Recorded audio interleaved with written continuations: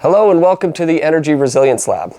This lab is dedicated to giving you the knowledge, insight, and encouragement that you need to become energy independent and energy resilient. Today we'd like to share with you a story that is going on in California right now that started around 3 days ago, and give you more information on what you can do to become more energy resilient, be able to recover from situations where you might be evacuated or need to bug out of a certain area. So today I'd like to read this article. Here we go. A Northern California agricultural community famous for its strawberry crop was forced to evacuate early Saturday after the Pajaro River levee was breached by flooding from a new atmospheric river that pummeled the state. And a new storm threatened another onslaught of rain, snow, and gusting winds as soon as Monday, which is yesterday. The National Weather Service said the next system could exacerbate severe flooding that overwhelmed the area in recent days, prompting a levee failure and widespread evacuation Saturday in farming communities near the state's central coast. A new storm is not expected to bring as much rain, but forecasters warned that considerable flooding could occur at lower elevations from additional rain and creeks and streams swollen with snowmelt. Definitely prepare for some more flooding impacts. The ground is very saturated. We're already seeing some impacts from some light amounts, National Weather Service forecaster Eleanor said. A tornado briefly touched down in Tulum County during severe thunderstorm Saturday that also dumped an inch of hail, the National Weather Office in Sacramento said. Tornadoes were possible again Sunday afternoon, forecasters warned. Monday, incoming rain and snow is expected to extend from central California to Oregon and northern Nevada. Wind gusts of up to 50 miles per hour are expected in some places and could damage power lines and snap tree branches. Across the Central Coast, Monterey County, more than 8,500 people were under evacuation orders and warnings Saturday, including roughly 1,700 residents, many of them Latino farm workers from the unincorporated community of Pajaro. Bilingual workers went door to door to get people out, San Francisco CBS reported. Officials said that Pajaro's river levee breach is about 100 feet wide, and crews had gone door to door Friday afternoon to urge residents to leave before the rains came, but some stayed and had to be pulled from floodwaters early Saturday. First responders and the California National Guard rescued more than 100 over the weekend. One video showed a National Guard member helping a driver out of a car trapped by water up to their waists.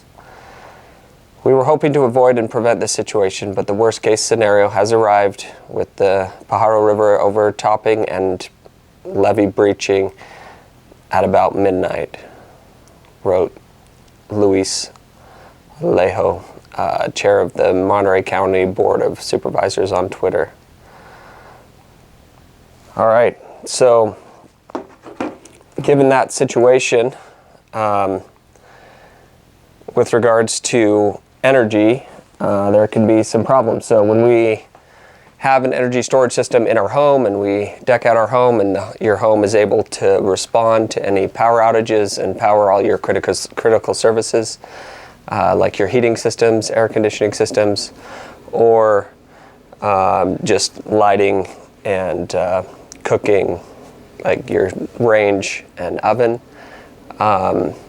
All of those things may not be useful to you in the event that there's an evacuation. So here in California, we had a situation where there had been heavy rains in the area everywhere, and all that rain came down with the snow melt and filled one of the levees there that should have captured the water to protect the cities, but it overtopped it. So the water came over the edge of the levee, and then it caused a breach to form that was 100 feet wide, which makes that levee essentially useless. The first responders did go door to door to help people and to encourage them to leave their homes. But just like you guys and myself, it may not be comfortable to leave. You may feel like you want to stay home and just do whatever you can to protect the things that you enjoy when there is big storms and problems that are arising. So in this case, no one really knew, but they assumed that the storm would cause enough of a problem that you need to evacuate. I would like to show you a few products and just give you some tips and tricks on what you can do when you have an evacuation, or what other things you could do to give you enough energy to support the devices and things that you need to keep going in your life, essentially. So the first line of defense would be a small power bank. So this one has about 100 watt hours. It can charge your phone and AirPods and watch wirelessly. And then it has USB-C for laptops, which can be sometimes a little bit deceiving. So some power banks will have a USB-C, but it's not powerful enough to power a laptop. So you have to watch out a little bit for that. But this one is capable of doing 85 watts, which is the full charging power of the MacBook Pro. And then it has two USBs that are standard. So USB-C is the round, smaller one, and then there's two square ones. The square ones are good for charging phones. So this little unit will get you about a day with your laptop extended. So if your laptop's already full, you get an extra day. If your laptop is empty, it'll give you about a day of runtime. Especially if you're using like energy conservation modes, low screen brightnesses. So that can get you through a day with your laptop and your phone, AirPods, and watch. So that's a good one just to have that you could throw in the car if you have to evacuate. Gives you some energy. So whatever the state of charge is of your laptop or other communication devices, you're able to put some energy into those and get them going and keep them going for a day or two in the event that you have to evacuate. The next one I'd like to show you is a little bit bigger. I'm actually using it to run the lighting in here for the lab here, the lab show. But this one is a little bit bigger. So this one has an inverter in it as well as the USB-Cs and other USBs to charge different devices. What that does for you is it gives you the ability to use small cooking appliances. So you could use a crock pot, so you could run a crock pot for a couple hours. If that was something that you'd like, if you're evacuating and you want to heat up a crock pot to make some food for yourself, that's a good option. The USBs, you're going to have about 2 hours of crock potting with that. With phones and laptops, so the USB-C on this one, you can charge your laptop for around 5 days. So that can give you enough power to keep going. If it's an extended evacuation and you have to stay somewhere kind of remote to stay out of the way of the flood, that will take care of you there. The inverter can also be used to power your laptop if you don't have a USB-C, charge the laptop. And so that's, the first one was 100 watt hours. This can range from, this approximate size can run between 400 and 600 watt hours usually. It can give you a couple hours with the crock pot. It can give you a week with your phone, with your laptop, and then it could give you maybe, let's see, with that one, probably about 4 weeks of just charging your phone if you have that device and you're dedicating it to keeping your phone charged. So that's a really good one that can spin into other things. So when you get these different devices, you can use them for travel. So the small power bank can work for executive travel to keep your laptop going if you're going to remote areas. For manufacturing, I do some traveling and have done in Thailand and Vietnam and China. And having your own power source can be really convenient just to make sure you never run out. The next size up here would be this unit.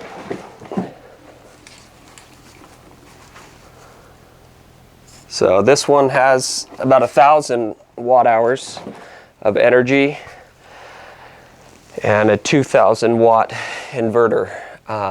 And so what that can do, what that essentially does is it gives you a wall socket that can operate pretty much any device that you need in an emergency. So some of the bigger ones that it would operate, you may not want to operate them, but you could, would be hair dryers, or hot plates, like 1500 watt hot plates for cooking, or you could use it for a small heater for a short amount of time. It's usually not recommended because you'll run out of energy before it heats the room. Like a heated blanket would be more efficient. Usually with heating, you're going to run into situations where you'll need to consolidate how much area you're heating to get it to last longer. So with a small heated blanket, you could use any of these systems and they would operate for a few hours. Whereas if you use just an electric heater, it'll deplete this in about 45 minutes, which isn't going to heat your home or the area. So if you can consolidate what you're heating to something smaller, then you can get a lot more runtime off your energy storage. But just to finish describing this out, you can run laptops again. So this will give you 10 days of laptop. It would give you around probably 2 months charging your phone. What other devices? Hot plate, it will run for around, there's usually 2 settings. If you're on the smaller setting, it runs at about 750 watts, which would give you an hour and 15 minutes. If you use the larger setting, and also the temperature setting changes how much power, because the duty cycle of the power changes when you're using a hot plate. But anyway, the larger one, you're probably going to get around 45 minutes, maybe even half an hour operating on this. The bigger unit can have an expansion battery attached to it, which gives it, so it starts at 1 kilowatt hour and it goes up to 3 kilowatt hours. And so that can give you even more extended time. So if you want to run a phone for 6 months and you don't have power input, then you could use this as an energy storage device to last that whole time. All of these systems also have solar inputs, so that is kind of a game changer, because you don't have to, the fuel is the sun. You can also charge these off generators. If someone has a generator, you could use this to charge it and then take it to where you need it to transport energy to different areas. So these are kind of the smaller storage systems, and the key that I wanted to go over here is being bug-outable or portable. So in the case of the larger unit, it does qualify for the IRA minimum power requirements if you do want to get a little tax break on it. I believe it's the next version coming out of this, but it just has to be over 3 kilowatt hours to apply for that.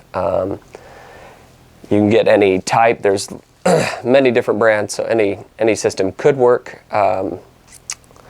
I will be doing more testing with other brands of product, and to give you more information kind of on how it works, how long it will run, different systems. But these ones are the size and shapes that you're able to bug out with. So in the event that someone says that you have to be evacuated, you have the option to take this out of your home, which is not an option with a larger system like a full home energy storage system. In most cases, you can't bug out with it. You can't take it, put it in your Jeep and take off. And then the other option, once you get past this, would be to add energy storage systems to your travel trailers or fifth wheels or your overlander. And these kind of systems would work well for just an overlander situation where you've got essentially a jacked up vehicle that can go a lot of places, that may have a tent on top or a tent available, and then just adding one of these systems gives you AC power for a little cooktop or a crock pot or different amenities that you'd want in a situation of camping. And when you have these systems in a mobile trailer or something, that gives you the ability during an evacuation to take that if the situation allows, and then you could fend for yourself with energy. Usually during a storm, there's a few days of no sun or very low sun. So for flooding or tornadoes or weather occurrences like that, there's usually hurricanes. There's a few days that the power's out, and so you really need enough energy storage to last those days until the sun comes out or some other power source becomes available. And so that's kind of how you need to judge it, is how long do you want it to run and how long can you go without having that solar input. So once we get into the RV size systems, usually if you want to run just the core essentials, you want to run the microwave and the TV and the radio to get information during a problem like this. Those systems usually require kind of 2 to 4 kilowatt hours to keep those systems up for a few days. If you need to use the furnace, you need about kilowatt hour a day to keep the furnace running in your RV. It's different for overlanders just because they're much smaller, and usually you can use the engine as an energy source with motorhomes and overlanders, whereas with the trailer it's usually freestanding, so it's nicer to have it powering itself.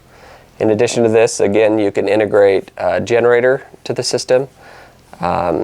So anytime you're trying to make a system that is resilient, having multiple fuel sources or energy sources is key. So you can have solar, which is pretty intermittent. There's usually days or weeks without enough solar energy to keep you going. You can have generators. The generator allows you to store some fuel, so then your energy source is as long as that fuel lasts. So a combination of having solar and fuel can really give you a very long extension on how long your system's going to be able to stay up in the event of an emergency. And just the convenience of having essentially silent system with batteries and inverters as opposed to a generator can be very beneficial. But all of these systems can apply to other applications where you can take them to tailgate or to parties, to picnics, to kind of anywhere you want to use them. So they have multiple uses. So you can have them in your home as energy storage to make you more resilient. The largest system here that I showed you can back up a refrigerator for about a day, just with the battery inside, and then with the expansion you can extend it out to 3 days. So that can give you enough time, you know, to weather these bigger outages. Usually in the United States, the outages don't keep going on for more than a couple of days, just because the job of the utility is to keep the power up 24/7. And so anytime there's a problem and you lose a transmission line, they're out there working, trying to get it back up. And so what you're doing is you're empowering yourself by getting systems like this so that you don't have to worry as much about what they're doing. You don't have to be on the phone all day trying to call them and tell them that they need to get the power up. You can take care of yourself, especially if you have kind of not critical medical needs, but just kind of standard medical needs like a CPAP machine or something like that that helps you sleep better. That's something that you can run on a small power system independent of them. So if you have to go a couple nights and you would like your CPAP machine running, or if you're going camping and you want to keep it running, these systems are excellent for keeping that up. And so you can charge in the day with solar and then use the system at night to power your CPAP or other things that you need through the night. Thank you guys for watching. We are excited to share with you all the kind of the ins and outs of these systems. I thought it would be fitting to go over kind of the more portable bug out systems since there was an evacuation recently. So I'll keep jumping on when there's issues that cause evacuations or things that could affect you in your home area. And if we just do this together and keep going, we'll be able to get the training that we need, and we can understand kind of what level of energy storage we need to become energy resilient. And along the way, as we look at it, we can find little options that can make you more energy independent, that can save you money, have an ROI, get some of the savings. You guys keep an eye out there. If you have an issue in your area, please share in the comments, and everyone please subscribe and share this content. I'm trying to get it out to as many people as possible to help them. And if we all do this together, then the emergency personnel will have less to do in the emergencies because we'll be taking care of ourselves. So thank you for watching again. Please like and subscribe, and we'll catch you next time. Have a great day.